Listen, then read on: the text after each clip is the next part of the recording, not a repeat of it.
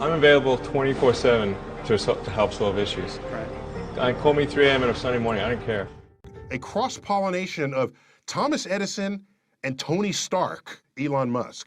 Were you a little naive when you thought I can easily build an electric car and a rocket? I didn't think it would be easy. Like I said, I thought they would probably fail. But you know, like creating a company is almost like having a child. So it's sort of like, how do you say your child should not have food? So once you have the company, you have to feed it and nurse it, and take care of it, even if it ruins you. Yeah.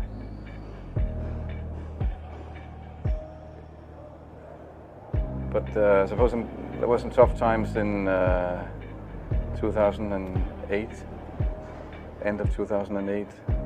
How did you get through that period of crisis? Yeah. Can we just break for a second? Sure, of course. You want to wait a little while? Yeah, sure hope it was worth it. Sure hope so. Sure hope it was worth it. It's everything. And I was borrowing money from friends to pay the rent. Well, I mean, Tesla really faced a severe threat of death due to the Model 3 production ramp.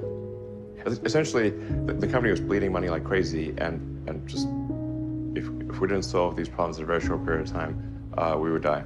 And it was extremely difficult to solve them. How close to death did you come?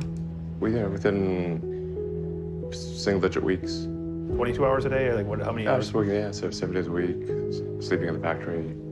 I worked everywhere I worked in the paint shop, general assembly, body shop. You ever worry about yourself imploding? Like it's just too much? Absolutely. No one should put this many hours into work. This is not good. People should not work this hard. They should not do this. It's very painful. Painful in what sense? It hurts my brain and my heart. Where do you come up with your best ideas? Are you on vacation, or are you kind of just like in the middle of the night you wake up and start drawing things down? Or you know, sounds really cliche, but like the shower is probably like you know, wake up and go to shower in the morning. And I think actually what's really happened is kind of stuff is percolated in the subconscious. Right. And it's not really occurring in the shower, but you're kind of getting the results of last night's, you know, computation, basically. Right. Whatever area that you get into, given that, you know, even if you're the best, there's always a chance of failure. So I think it's important that you really like whatever you're doing. If you don't like it, life is too short. You know, I'd say, and also if you like what you're doing, you think about it even when you're not working. I mean, it's something that your mind is drawn to, and if you don't like it, you just really can't make it work, I think. When you had that third failure in a row, did you think, I need to pack this in? Never. Why not? I don't ever give up. I mean, I'd have to be dead or completely incapacitated. Starting a business, I'd say, number one is have a high pain threshold. That's it. There's a friend of mine who's got a good saying, which is that starting a company is like eating glass and staring into the abyss. Okay, that's generally what happens, because when you first start a company, there's lots of optimism and things are great, and then so happiness at first is high. Then you encounter all sorts of issues, and happiness will steadily decline, and then you'll go through a whole world of hurt. And then eventually, if you succeed, and in most cases you will not succeed, and Tesla almost didn't succeed, came very close to failure.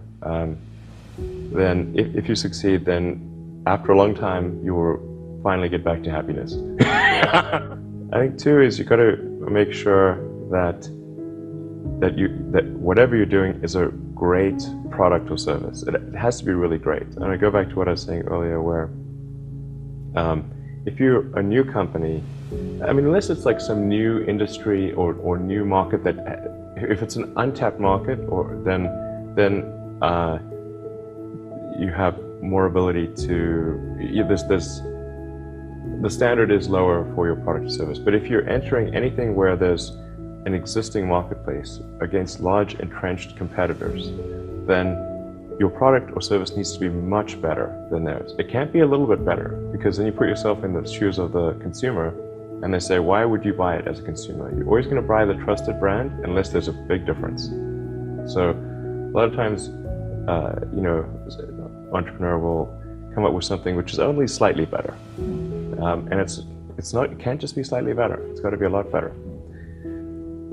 Number 3, I'd say, is constantly seek criticism.